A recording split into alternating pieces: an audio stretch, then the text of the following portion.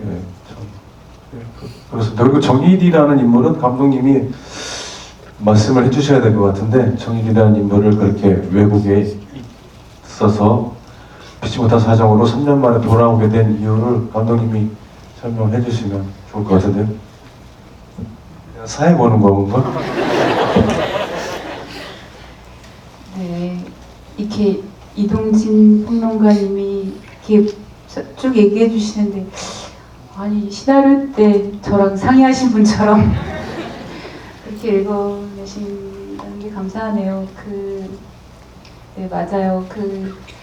그때 그렇게 생각했어요. 글을 쓸 때 전 15년 가을부터 쓰기 시작해서 16년도에 이렇게 본격적으로 쓰기 시작했는데, 우리가 이 영화를 볼 때쯤이면 그일로부터 최소 3년, 4년이 지난 다음일 것 같았어요.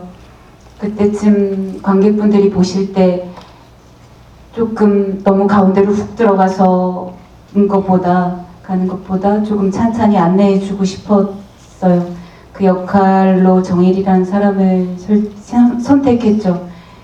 그리고 그런 어떤 뭐 장치라면 장치일 수 있겠지만 그런 게 있고, 동시에 아버지잖아요. 근데 함께 해주지 못한 우리, 그리고 저의 미안함, 그런 것이 있었던 것 같아요. 그럼에도 불구하고 또 한 가정을 어쨌든 본인이 이렇게 버티고, 이제 가장이잖아요. 그렇게 해야 하는 우리의 아버지들, 또 이 시대의 젊은 남자들, 가장들, 이런 분들이 그런 게 있을 것 같았거든요. 그래서 이렇게 한 캐릭터를 생각하게 됐습니다. 네. 영화를 이제 만드시기에 앞서서 실제로 이제 단체에서 활동도 하시고, 또 이제 많은 유가족분들을 만나셔서 이야기를 많이 전해 들으시고, 또 이제 영화를 이제 가장 먼저 유가족분들을 대상으로 해서 2번 시사회를 하셔서 이야기를 들으신 걸로 전해 들었습니다. 영화를 보다 보면 아마도 실제에서 들으시거나 보신 이야기들이 영화 속에 꽤 많이 들어가지 않았을까라는 추측을 굉장히 많이 하게 되는데요. 일단 그 전에 먼저 감독님께 여쭤보고 싶은 것은, 사실은 극 중에 이제 정일과 그 다음에 이제 순남이 이제 아이의 수호에 대해서 느끼는 감정 중에 이제 죄책감이라는 감정이 있지 않습니까?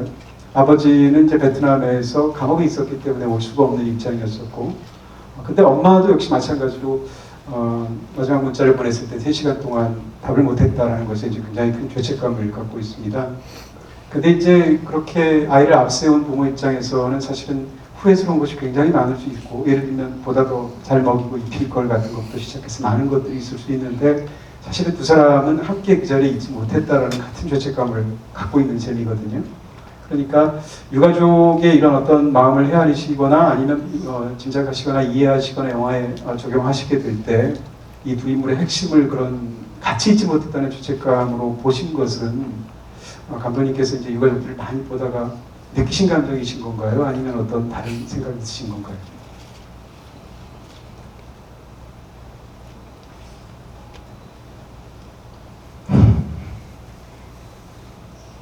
그건 제가 2014년도에 TV에서 볼 때 저의 감정이었던 것 같아요.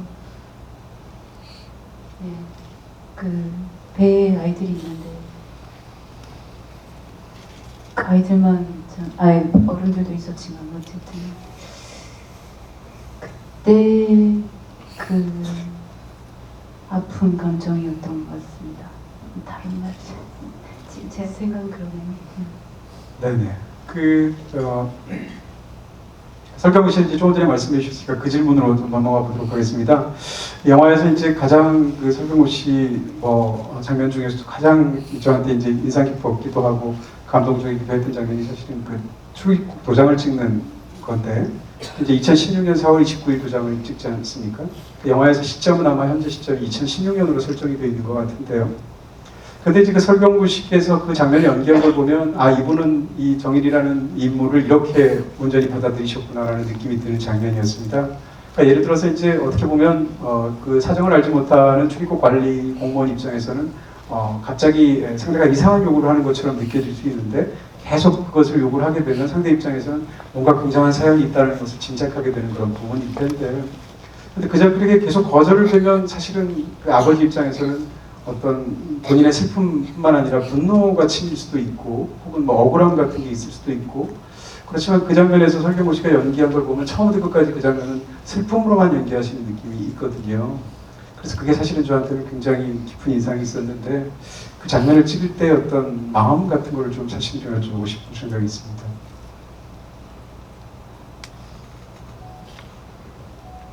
그래서 그게 그것도 참 그 순남이가 제가 그 책상에서 여권을 발견하고 순남한테 그 여권의 사연을 들으면서 그래서 저기는 계속 죄책감이었던 것 같아요.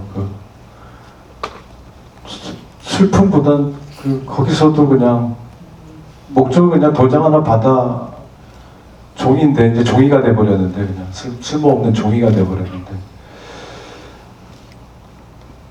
그냥 받고 싶었던 것 같아요. 그냥 사정을 해서라도 분노 못할 것 같았었고 그거는 감독님이랑 특별히 뭐 서로 얘기한 건 없었던 것 같은데 제가 그렇게 나왔던 것 같아요. 이건 뭐 계산해서 나오는 연기도 아니고 여기는 좀 분노를 좀 해야 될 것 같다. 아니면 또 여기서는 뭔가 좀 더 거칠어도 되지 않을까 그런 생각을 전혀 못하고 그냥 있는 그대로 그냥 내가 하는 게 정인의 마음이다라고 생각을 했던 것 같아요.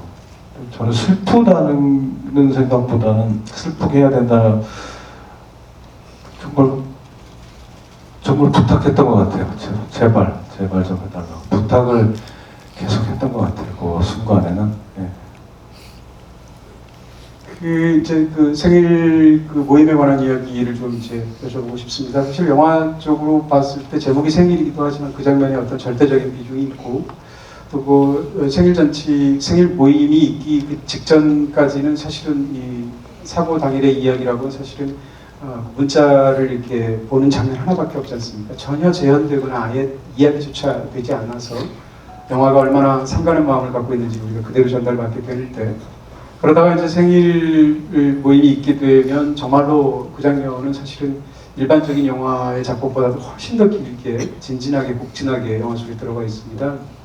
그 장면을 촬영하신다는 것은 일단 촬영 자체가 굉장히 어려웠을 것 같은데 그 장면을 일단 어떻게 찍었는지를 좀 여쭤보고 싶네요.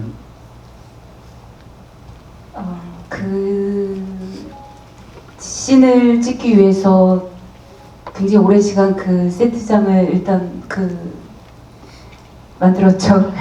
그리고 그 씬은 총 3일에 걸쳐서 찍었는데 앞에 이틀은 일단 지금 말씀해 주신 것 같은 것들을 어쨌든 살려내고 싶었어요. 그래서 그냥 끊어 찍지 않고 한 번에 처음부터 끝까지 그냥 롱테이크로 한 번에 찍었습니다. 그러니까 한 30분을 그렇게 촬영하게 되니까 이 여기 배우분들이나 다른 분들이나 다들 이제 그 감정이 뭐 만들어서 이렇게 하는 게 아니라 진짜 이 감정들이 그냥 되어진 것 같아요. 그렇게 첫날 찍고 다음 날도 조금 힘을 다시 쉬고 와서 다시 다음 날 다시 또 한 번 다시 또 그렇게 롱테이크로 2번을 가서 찍었고요. 마지막 날은 이제 필요한 장면들만 찍었습니다. 그러면 이제 전체적으로는 2번을 촬영을 하시고 보충적으로 약간 더 하신 그런 케이스군요. 네. 네. 배우 입장에서는 사실은 그것을 이렇게 보통은 영화는 일반적으로 나눠서 촬영을 하지 않습니까? 그렇게 하지 않고 영화에 이렇게 중요하게 들어가는 장면을 정말로 온 힘을 다해서 더군다나 등장하는 사람들이 한두 명이 아니고 굉장히 많은데 그 장면을 촬영하시는 건 진짜 어려운 경험이었을 것 같은데 어떠셨습니까?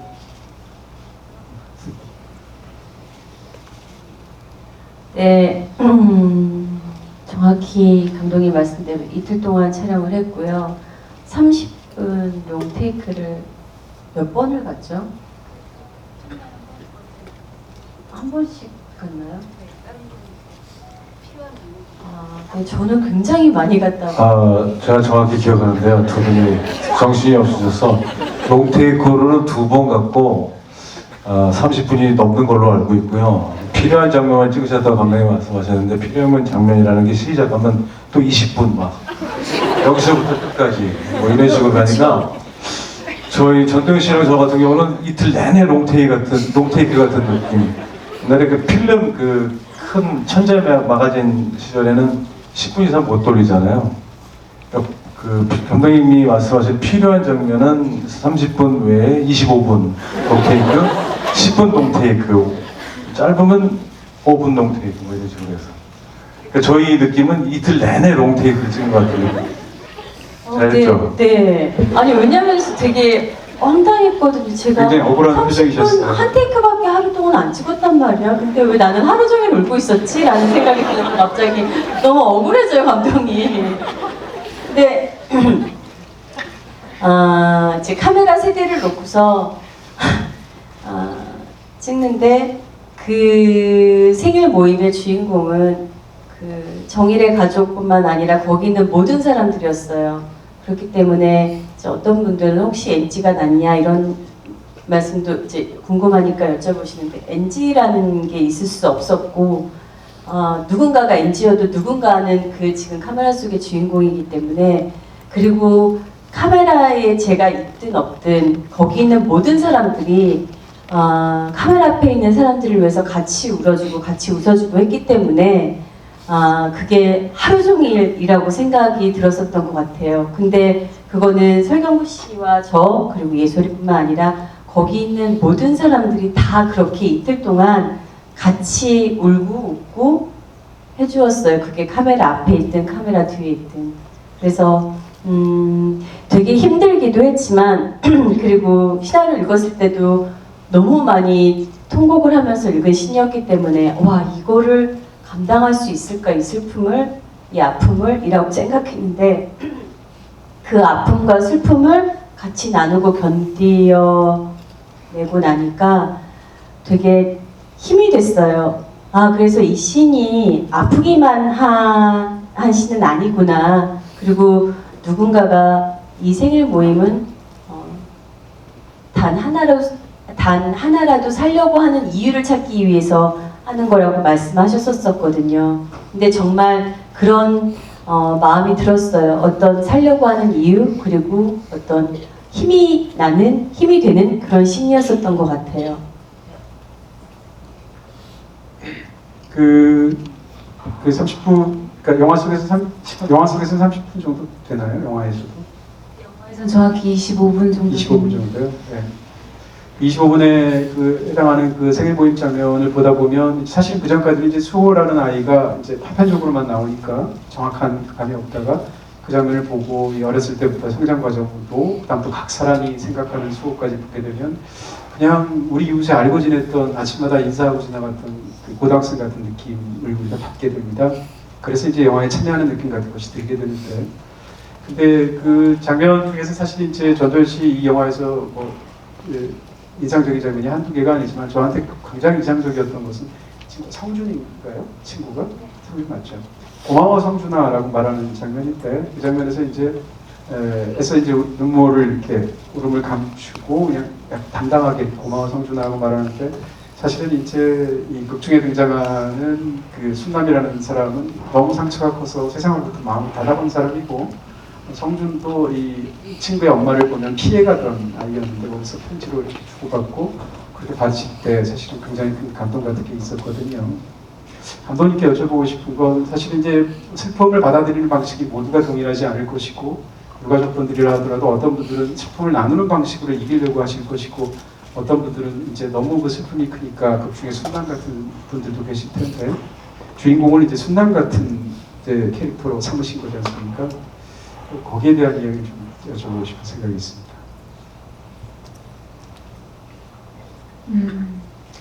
그 아까 설경구 선배님께서 정일의 역할에 대해서 잠깐 얘기할 때 저한테 얘기하라고 하시는 부분 제가 설경구 선배님 처음 만난 날 저한테 똑같이 물어보셨어요. 왜 2년 있다가 와요 이 사람? 그 2년 후에 와요? 왜 그때 없어요? 그래서 그때 제가 뭐라고 말씀드렸냐면 그 뭐 아버지 죄책감 미안함 이런 얘기 이전에 뭐라고 말씀드렸냐면 사람들은 정일의 어깨를 타고 가다 보면 순남이라고 하는 그 마음속이라서 보이지 않지만 피가 철철 흐르는 한 여자를 순남이라는 사람을 만나게 될 거예요. 이제 이렇게 말씀을 드렸었는데 이 사건, 이 참사, 이 일로 인한 지금 현재까지 피 철철 흘리고 있는 한 여자를 제가 이제 한 여기 여자로 캐릭터로 이제 생각한 거죠. 그럴 때 제가 안산에 있으면서 여러분을 만나 뵙고 또 말씀하신 것처럼 모두의 슬픔을 표현하는 방법, 슬픔을 마주하는 방법 다 다른데 어떤 분들은 같이 연대하면서 얘기하고 울고 또 그러다 웃기도 하고 또 어떤 누군가는 자기 가족에게, 자기 남편에게, 자기 자매에게, 자기 이웃에게 다 그러고 있죠. 그런데 순남이라는 사람은 지금 그게 어디 하나 말해본 적이 없고 살고는 있는데 사는 게 사는 것 같지가 않은 살아있는 건지 어쩐 건지 이제 본인도 잘 모르고 있는 것 같은 그런 사람을 생각했었습니다. 마지막으로 질문 하나만 더 여쭤보고 여러분께 마이크를 드리도록 하겠습니다. 극 중에서 보다 보면 말씀드린 것처럼 직접 보시거나 들으시거나 한 것이 많이 들어갔을 것 같다는 생각을 하게 되는데 예를 들어서 이제 아이가 생선을 못 먹는다거나 갯벌에 들어가지 못한다거나 그 다음에 이제 아이가 엄마를 수남씨라고 약간 친숙하게 부른다거나 이런 여러 가지 디테일들이 있습니다. 굉장히 인상적으로 보이는데요. 이런 걸 포함해서 감독님께서 실제로 이렇게 들으셨거나 뭐 보셨거나 해서 영화에 넣은 게 있다면 어떤 장면들인지 여쭤보고 싶네요. 네. 몇 분 가족분들을 제가 직접 만났었잖아요. 이야기도 나누고 인터뷰도 해주시고 뭐 어디 가는데 같이 가기도 하고 그러면서 제가 느낀 것 중에 하나는 많은 엄마들이 이제 아들인 경우 애인처럼 느끼고 있는 경우를 많이 봤어요. 네. 특히 순남은 우리 수호는 아빠가 떨어져 있기 때문에 자기가 그런 역할을 더 해야 된다고 생각했을 것 같고 그래서 그렇게 남자친구 역할을까지 해주려고 했던 그런 친구들이 많이 있었어요. 네, 그래서 쓰게 됐고요. 그렇습니다. 네, 지금부터 뭐 궁금한 게 많으실 텐데 질문은 뭐 죄송하지만 한 가지씩만 간명하게 이렇게 질문해 주셨으면 감사하겠습니다. 마이크 준비 되어 있죠? 네, 여기 앞에 계신 분부터 할까요?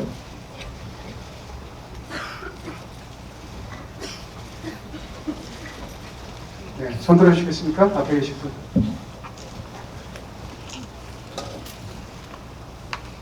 네, 저 영화에서 제일 인상 깊게 봤던 게 사진들이었거든요. 혹시 그 기사나 방송에서도 익숙하게 봤던 사진들이 몇 개 있었는데 혹시 유가족분들 실제 사진들이 그렇게 들어가 있는 건지. 예, 말씀드릴게요. 아마 인터넷에서 보신 사진은 5인방 사진 같은 거를 말씀하시는 거죠? 예, 자주 만나 뵀던 분들 중에도 5인방 분들이세요. 제가 낙골당 장면을 보면 거기 같이 가서 음식도 먹고 하는데 이제 제가 함께 갔던 날이에요, 그날이. 제가 가는 것도 같이 가고 뭐 이랬다는 말은 이제 그런 곳에 같이 가는 건데 함께 했던 날인데 그러면서 제가 이런 시나리오를 쓰고 있는 줄 잘 알고 계시고 그래서 말씀드렸어요. 제가 이런 장면을 넣고 싶고 그래서 사진도 보일 수 있다. 그런데 너무 당연히 거기 나온 우리 영화 속 사진에 나오는 친구들은 저희들에게 캐스팅이 돼서 똑같은 모습으로 사진을 찍었어요. 그리고 우리 영화 안에 사진이 굉장히 많이 나오잖아요. 이 모든 사진은 다 캐스팅하고 우리 캐스팅한 배우들이 사진 촬영을 너무 많이 했어요. 그래서 수호 역할을 했던 윤찬영 군은 이런 말을 해요. 이 영화는 이렇게 자기가 연기한 것보다 사진 촬영으로 70-80%를 한 이렇게 사진 촬영 많이 하는 영화는 처음이었다고. 예, 그렇습니다. 네, 또 질문 하시겠습니까? 네, 저기 계신 검은 옷 입으신 분.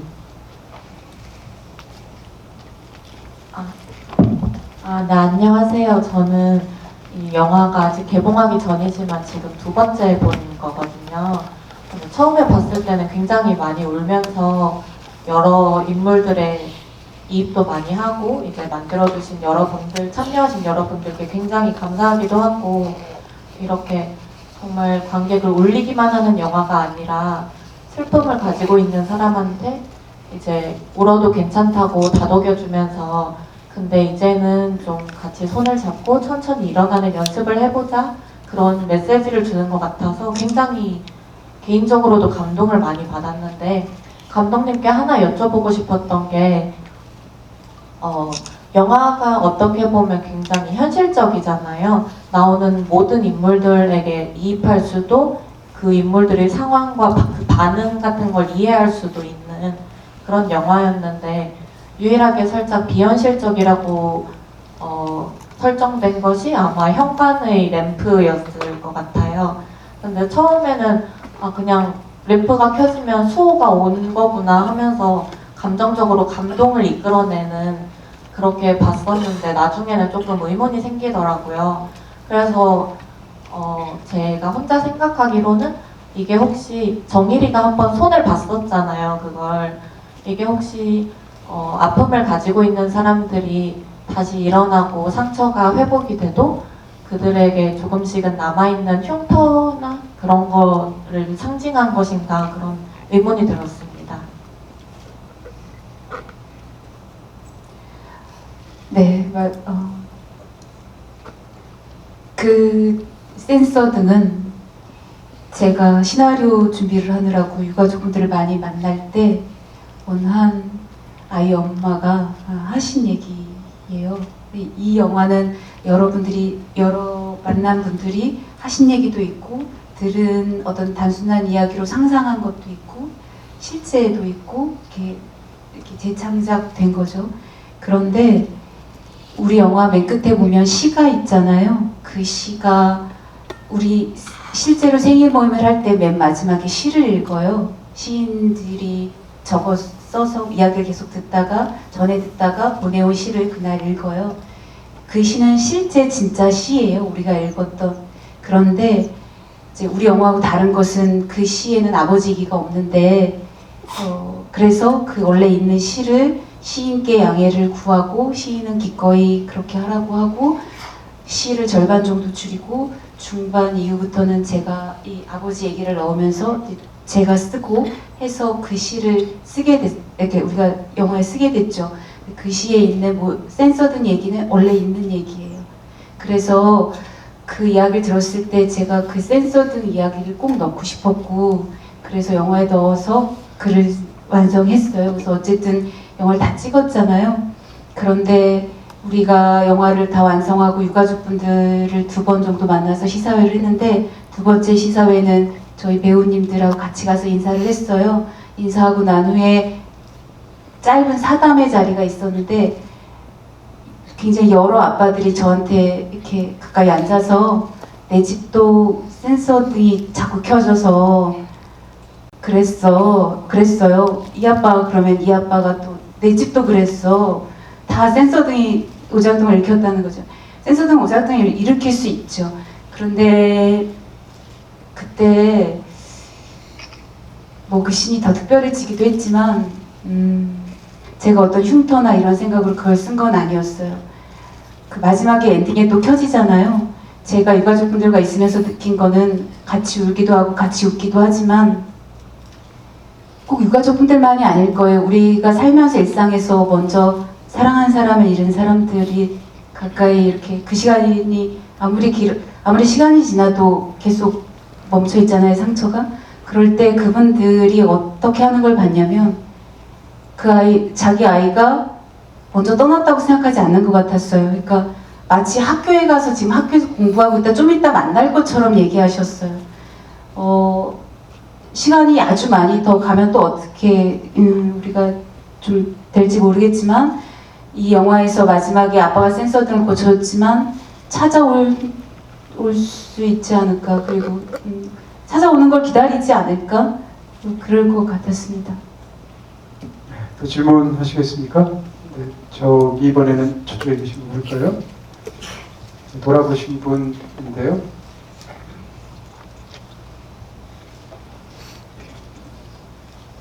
네, 저는 영화에서 가장 인상 깊고 좀 마음이 갔던 캐릭터가 사실 예솔인데요.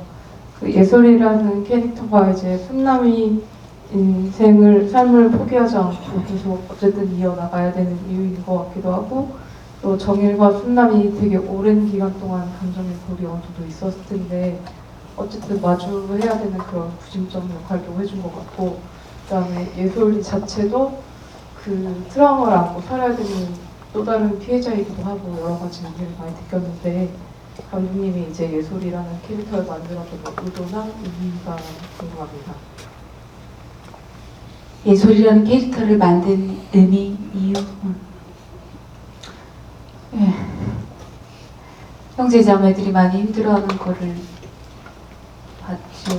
형제자매뿐만이 아니라 친구들도 많이 힘들어했는데, 이 형제자매들이 지금 엄마 아빠는 너무 힘들잖아요. 그런데 형제자매들도 너무 힘든데 엄마 아빠가 너무 힘들어하니까 표현을 못하고 계속 한 번도 표현을 못하고 잘해야 된다는 생각만 계속 갖고 있어서 어디다도 표현을 못 해본 것 같아요. 형제자매들이 또 누가 그 마음을 좀 알아주면 좋은데, 또 주변에서 자꾸 이제 좋은 뜻으로 하는 말인데 이제 네가 잘해야 돼, 엄마 아빠한테 이 말만 자꾸 들으니까 너무 그 아이의 마음, 그런 형제자매의 마음을 좀 담고 싶었어요. 네, 또 질문하실 분 계신가요? 네, 저기 뒤에 남자분? 네. 아유, 가기 힘드실 것 같아요. 아니, 저 뒤에, 제가 앞쪽에 분들만 시키신 것 같았어요? 제가 저에 대해서 존칭을 사용하고 있네요.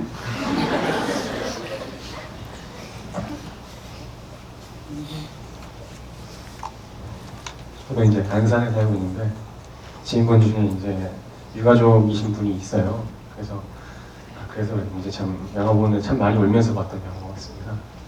저는 궁금했던 지점이 캐스팅에 관련된 이야기인데요. 그 살아남은 아이라는 영화가 있습니다. 그 영화에서 성유빈 분이 거기서 살아남은 아이로 이제 연기를 했었어요. 근데 이 영화에서도 이 그 두 배우님의 자녀분의 친구 역할인 성준의 역할을 또 그 배우님께서 하시더라고요. 그 캐스팅과 관련된 비하나 또 이야기가 있으면 들어보고 싶었습니다. 이 살아남은 아이는 저도 봤어요. 근데 이 영화 캐스팅에 우리가 성유빈 군을 캐스팅하는데 살아남은 아이와 라는 영화와 연관이 있진 않았어요. 이제 많은 오디션을 받고 굉장히 훌륭한 배우들이 많았는데, 제가 이런저런 대화를 계속 하다가 이 친구하고 같이 작업을 할 수 있겠다 이런 판단을 해서 하게 됐습니다. 네, 장시간 좋은 질문들 감사드리고요. 시간이 다 돼서 세 분 인사 말씀 듣고 마치도록 하겠습니다. 다들 이렇게 차례대로 말씀 해주시겠습니까? 이제 오늘 이렇게 같이 뭐 짧다면 짧고 뭐 이렇게 길다면 긴 시간 함께 했는데, 이렇게 너무 이렇게 하다 보니 굉장히 집중해서 들어주시고 또 질문해 주시는 걸 보면서 굉장히 감사하고요. 굉장히 힘이 되고 저희가 앞으로도 힘내서 잘 열심히 해야겠다 이런 생각이 듭니다. 고맙습니다. 예, 저도 너무 귀한 자리인 것 같아서 감사드리고요. 예, 엄청난 진짜 집중을 해주셔서 예, 너무 감사드립니다. 그리고 많은 분들이 이 수호의 생일 모임에 참여해 주셔서 같이 해주셨으면 하는 마음 간절합니다. 감사합니다. 오늘. 저도 촬영을 할 때는 감독님이랑 작품에 대해서 이야기를 많이 했는데, 오늘 저도 이렇게 감독님의 의도나 얘기를 듣고 있으니까 되게 좋은 시간이었던 것 같아요. 이런 좋은 시간을 저희한테 주셔서 너무 감사하고요. 그리고 저희랑 함께 해주셔서 너무 감사합니다. 고맙습니다. 네, 마치겠습니다. 감사합니다.